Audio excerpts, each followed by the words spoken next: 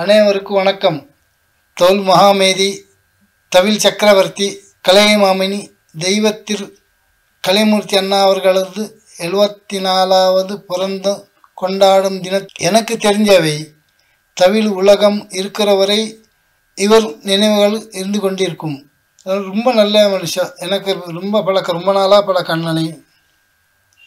லண்டனில் ஒரு மாதம் நான் அவர் சேர்ந்திருந்தோம். அப்போ அவரு கூட எனக்கு ரொம்ப தெரிஞ்சுக்கிற ஒரு வாய்ப்பு கிடைத்து உள்ளது. யாரை பார்த்தாலும் இப்போ இருக்கிற இளைஞர் அவர் சைதை தான் வாசி கொண்டு இருக்கிறார்கள், கௌரவிகள் எல்லாம். அதனால் அது ரொம்ப சந்தோஷமாக இருக்குது நமக்கு எல்லாம். இங்கே நம்ம சொத்திக்கின்றது நிறைய பசங்க தவில் வாசிக்கிறாங்க.